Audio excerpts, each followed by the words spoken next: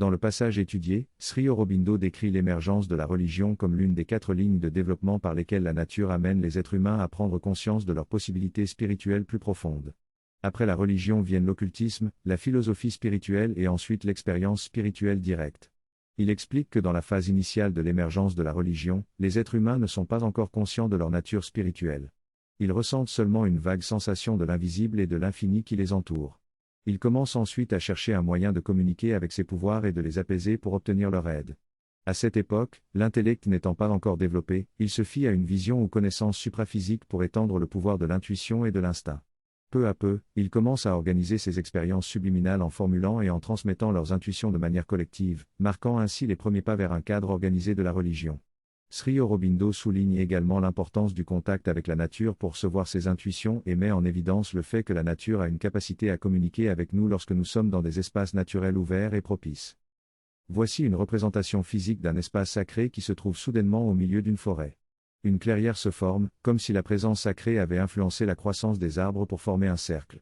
Rien ne pousse au centre, laissant cet espace sacré ouvert et protégé. Parfois, on trouve des pierres disposées de manière étrange, comme si elles étaient placées là pour protéger cet espace. Ou on peut trouver une formation rocheuse inhabituelle qui représente cet espace.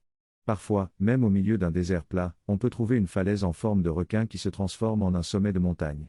Tout cela ne peut pas être le fruit du hasard, il doit y avoir quelque chose dans le fonctionnement de la Terre, peut-être une action volcanique, qui confère à cet endroit un pouvoir spécial.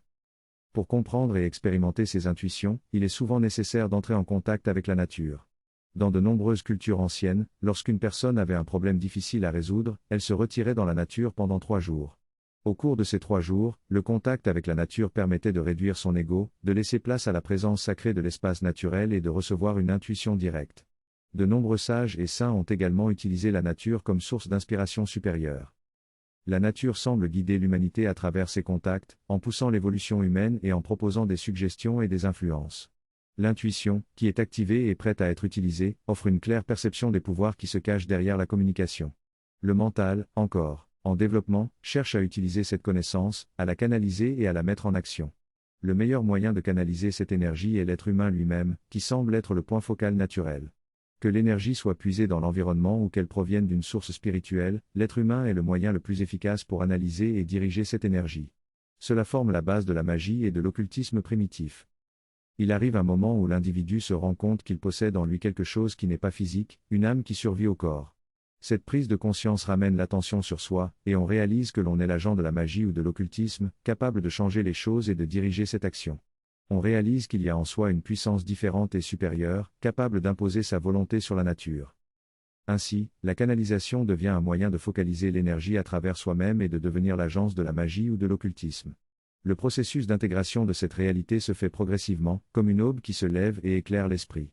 Ce n'est pas simplement une expression littéraire, mais une réalité à laquelle l'être humain peut accéder. À l'aube, la lumière se lève et dissipe l'obscurité de la nuit. De la même manière, l'esprit évolue et se développe lorsqu'il est illuminé par l'intelligence ou l'intuition supérieure. C'est un processus graduel qui révèle des vérités évidentes qui étaient auparavant cachées.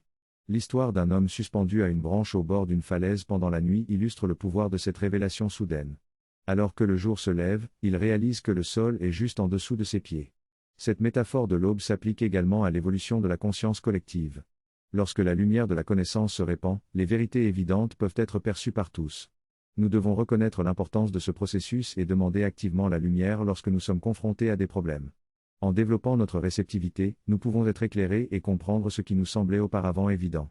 De plus, en explorant les expériences surnormales et en développant nos facultés intérieures, nous pouvons évoluer vers une plus grande compréhension spirituelle.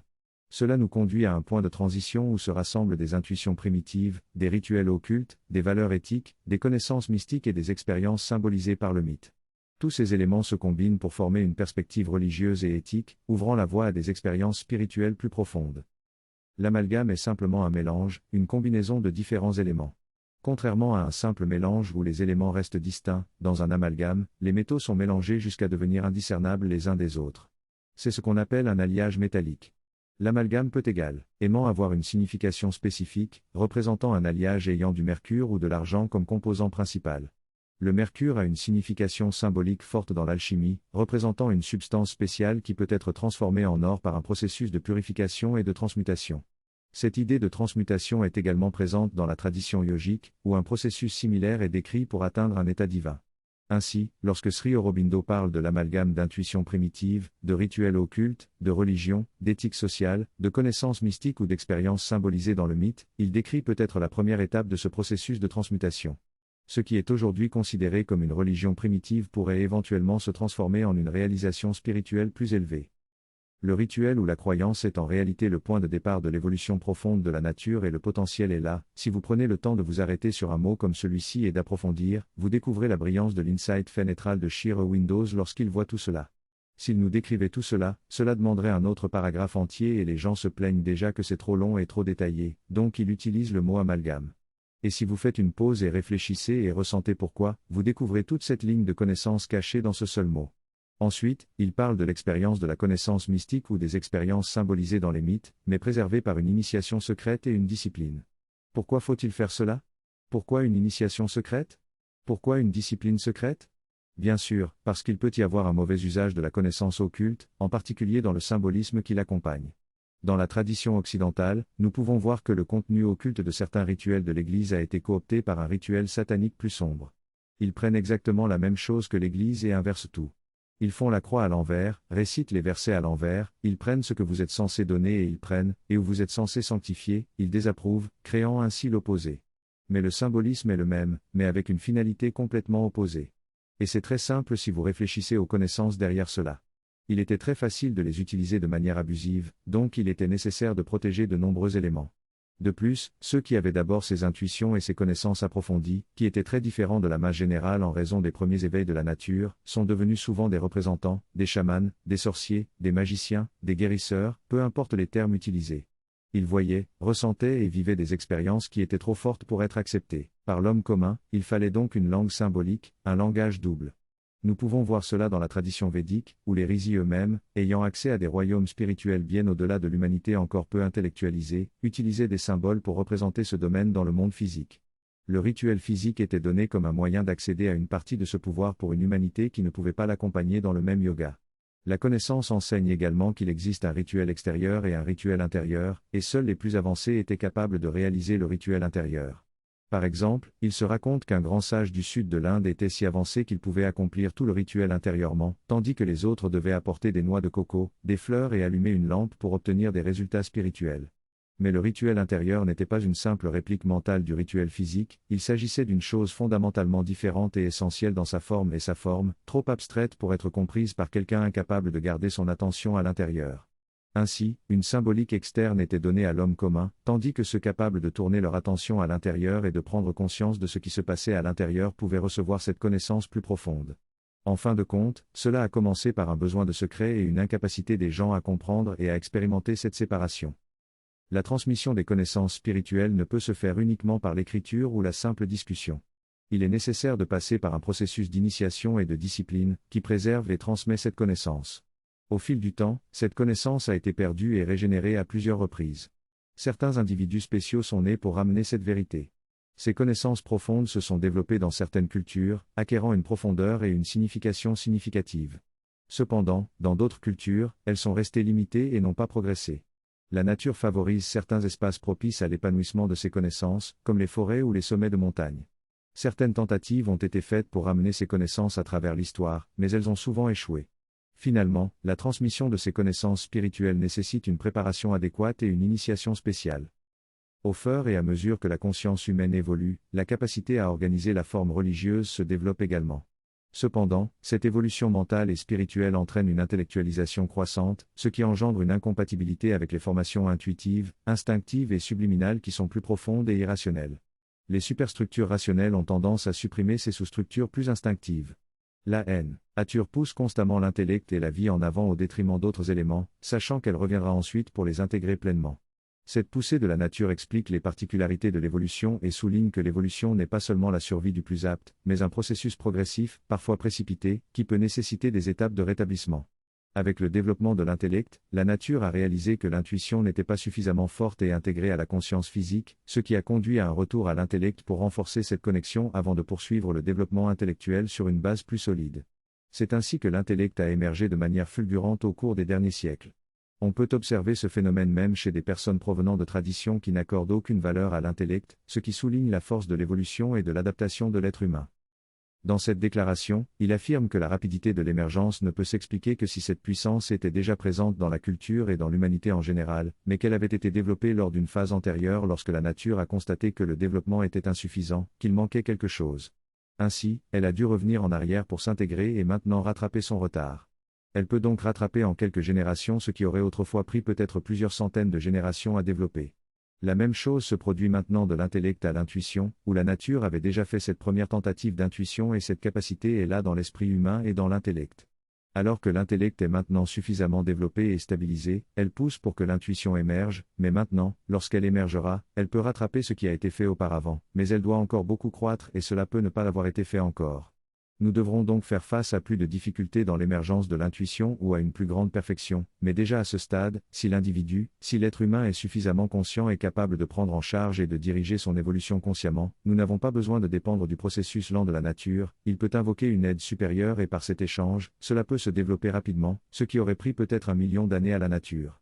Nous sommes donc à cette phase très intéressante où les lacunes qui existaient auparavant et qui empêchaient ce développement supérieur viennent d'être comblées, nous avons rapidement rattrapé le pouvoir de l'intellect. Pas partout dans l'humanité, pas également dans l'humanité, mais globalement, nous avons cette tentative de s'élever au-dessus de l'intellect vers l'intuition. Ce que la nature fait tout le temps et ce qu'elle fera aussi en nous. Cela a de la valeur pour nous d'NS notre propre sadhana en raison de l'effort que nous faisons pour une croissance rapide de l'évolution et elle se joindra peut-être à cet effort. Il peut y avoir des étapes sautées lorsque vous atteignez certaines expériences, puis bien sûr, vous devez revenir en arrière pour réintégrer, pour insuffler quelque chose de cette lumière dans les parties inférieures, reconstruire, réaligner ces parties inférieures jusqu'à ce que l'ascension puisse se faire à nouveau sur une base plus solide. Ce mouvement, que nous vivrons dans notre vie, se produit en quelques jours, semaines, parfois plusieurs mois ou années, la nature l'a fait aussi sur de bien plus longs intervalles, allant sur plusieurs générations, des centaines ou des milliers d'années. Ainsi, la première préoccupation de la nature chez l'homme est ce développement mental et vital, et elle n'hésite pas à le pousser en avant au détriment des autres éléments qui doivent être pris en charge entièrement par la suite. Ce qu'il me rappelle, c'est que ce qui se passera ensuite, c'est lorsque la superstructure de l'intellect se développera et brisera les vérités des intuitions antérieures et des perceptions instinctives, plus tard, l'intellect reviendra sur ces choses mêmes qu'il avait rejetées auparavant pour trouver la vérité en elles et les intégrer. Donc, cette déclaration est très importante pour comprendre ce qui se passe ensuite. Ainsi, ces structures antérieures sont recouvertes par les structures érigées par une force croissante de raison et d'intelligence mentale. Ce qui se passe lorsque la force de la raison et de l'intelligence mentale croît chez un peuple, observez ce qui se passe chez un adolescent lorsqu'il acquiert le pouvoir de son intellect, par exemple, après l'âge de 12, 13 ou 14 ans, chacun étant légèrement différent. Tout à coup, il réalise que ce pouvoir de la pensée est tellement amusant, il est tellement amusant de débattre, c'est tellement amusant de prouver quelqu'un de faux, c'est tellement amusant de dominer avec vos idées au lieu de la force physique, avec une domination idéologique, une confrontation d'idées, une absorption des idées, intégrant les idées de quelqu'un en leur donnant une tournure différente et une forme littérale dans l'esprit. Vous faites des choses que l'homme primitif faisait avec ses mains ou avec ses émotions et sa force vitale et en quelques années seulement, il y a cette ascension qui se produit avec l'intellect qui entre en force. À ce moment-là, c'est la seule chose la plus intéressante et c'est ce qui se passe dans l'humanité, dans une culture, dans une civilisation, à un âge où l'intellect entre en force et on peut le voir, par exemple, au XIXe siècle en Europe avec l'émergence de la science, puis cela se déplace aux États-Unis, soudain, vous avez ces scientifiques qui font des découvertes extraordinaires et les partagent, et le public est fasciné par ces découvertes et cela donne l'impression qu'à ce rythme, tous les quelques années, nous Allisons de telles percées gigantesques, à ce rythme, nous pouvons conquérir la nature ne nous empêchera plus, nous pouvons tout faire, c'est ce que l'on ressent. Cette description très intéressante lorsque Nikola Tesla a créé pour la première fois ses générateurs et moteurs à courant alternatif, à partir des chutes du Niagara, les câbles ont apporté l'électricité jusqu'à New York ou à Chicago à cette époque, amener l'électricité sur cette distance était inouï, car utiliser le courant continu sur une telle distance était inefficace. Mais avec l'émergence de l'AC, les possibilités semblaient infinies. Dans cet extrait, l'auteur parle du pouvoir de l'intellect et de son impact sur la société. Il mentionne Nikola Tesla, qui a révolutionné l'utilisation de l'électricité, en faisant la démonstration de l'éclairage à grande échelle lors d'une exposition à Chicago. Grâce à cette invention, l'enthousiasme et l'excitation pour les possibilités futures se sont propagés dans la société. L'auteur explique comment la science et la technologie ont supplanté les croyances occultes et magiques, car les inventions telles que l'électricité ont offert des solutions pratiques aux besoins humains. Tesla a également mis en avant l'idée d'amplifier l'électricité pour l'envoyer dans le monde entier et permettre à chacun de l'utiliser. L'auteur mentionne que cette idée a également ouvert la voie aux avancées en matière de communication, telles que la radio et la télévision. Enfin, l'auteur souligne comment l'explication scientifique des phénomènes naturels a réduit le recours à des explications surnaturelles, permettant à l'homme de mieux comprendre et maîtriser le fonctionnement de la nature. Cet extrait parle de l'influence de l'inclinaison de la Terre et de la position du Soleil sur le climat. L'auteur explique comment la présence d'une montagne peut modifier le climat d'une région, en faisant monter l'air et provoquant des précipitations. Il souligne également que derrière ces processus naturels, il y a une conscience agissante et que la science ne peut pas tout expliquer. Il donne l'exemple de rituels védiques qui ont réussi à provoquer la pluie malgré les prédictions scientifiques contraires. Il conclut en disant que même si nous pouvons prévoir le temps dans les jours à venir, nous ne pouvons pas prédire au-delà de quelques jours. Il évoque également comment une prière avec une intention claire peut influencer le temps.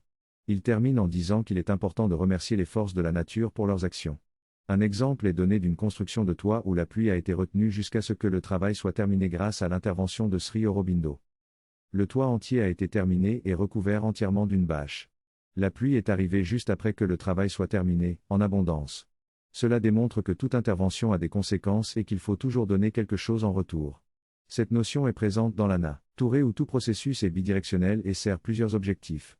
Alors que la science explique ces phénomènes naturels, il y a toujours un besoin de spiritualité dans nos vies. Les rituels et les croyances occultes sont conservés mais perdent de leur importance, tandis que l'élément intellectuel augmente. Finalement, lorsque la tendance à intellectualiser devient trop forte, il y a une volonté de tout éliminer sauf l'éthique et la moralité. Cela s'est produit en Europe pendant l'ère des Lumières où l'Église a été évincée du pouvoir politique. La raison n'est pas une lumière spirituelle et si on la retire, que reste-t-il de l'Église ? La croyance du Christ mort pour les péchés, soumettez-vous à lui sinon vous serez punis en enfer. Ça n'a pas de sens logiquement, mais c'est tout ce qui reste. En enlevant ça, il n'y aurait plus d'Église. Il faut donc garder l'élément du credo qui la distingue. Il y a aussi l'institution de l'Église qui conserve son pouvoir et son contrôle. Elle joue encore un rôle dans les petites villes en tant que registre des naissances et des décès, un lieu de rencontre. J'ai assisté à une pratique religieuse à l'Église créée par la Self-Realization Fellowship, basée sur la pratique du yoga de Paramahansa Yogananda. Il a incorporé le vocabulaire et les éléments de la Bible dans sa pratique. Bien que lui-même n'ait jamais donné la forme d'une église, ses disciples ont créé une église qui a conservé certains rituels et éléments de l'église traditionnelle. Mais est-ce que tout cela a un rapport avec l'enseignement spirituel original de Jésus ? Sûrement pas. Toutes ces pratiques et institutions sont des éléments intellectuels et formels qui ont été ajoutés avec le temps. Ce qui a été perdu, c'est le symbolisme profond, les connaissances mystiques et les intuitions primitives. Ce qui reste, ce sont des rituels vides de sens et des règles éthiques. La papauté même, avec tous ses rituels et traditions, est une institution qui a évolué au fil du temps sans véritable fondement spirituel. La recherche des origines de certaines pratiques peut remonter à l'Égypte ancienne, où le pharaon portait un double bonnet symbolisant les deux royaumes, représentant le monde spirituel et le monde matériel. Ainsi, beaucoup de traditions et de pratiques dans l'Église actuelle sont déconnectées de l'enseignement originel de Jésus. Au fil du temps, la religion, l'occultisme et l'expérience mystique fusionnent pour former une seule entité. Cependant, l'intellect commence à dominer et à écraser ces trois éléments, les forçant à se séparer et à suivre leur propre voie. Cela se produit principalement en Europe, où l'intellectualisme est particulièrement puissant. Mais cette tendance se propage également dans d'autres parties du monde sous l'influence européenne, comme en Amérique avec la colonisation. Ainsi, les différentes religions du monde subissent des changements similaires, où certains éléments prédominent tandis que d'autres s'estompent, créant ainsi des mouvements plus axés sur la religion, l'occultisme ou l'expérience mystique. Dans cette étude, l'auteur examine les différents aspects culturels et religieux en Inde, en se penchant notamment sur la transition de la culture védique vers les traditions tantriques. Il met en évidence comment la religion, l'occultisme et l'expérience mystique se sont séparés au fil du temps. La religion conserve une certaine spiritualité, tandis que l'occultisme a perdu son contenu spirituel et tend plutôt vers la magie. Toutefois, l'auteur souligne que même dans les pratiques tantriques, certaines lignées familiales et écoles se consacrent encore exclusivement à la spiritualité, notamment à travers des pratiques rituelles dédiées à la déesse mère.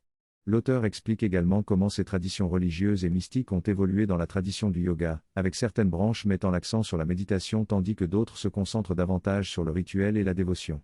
En somme, l'auteur met en évidence la manière dont la culture et la spiritualité se sont développées et transformées au fil du temps en Inde. Dans la tradition ISKCON, le fondateur Prabhupada était un être exceptionnel avec un pouvoir exceptionnel. Sa mission était de ramener quelque chose d'intéressant, et il s'est rendu dans l'Ouest pour le diffuser.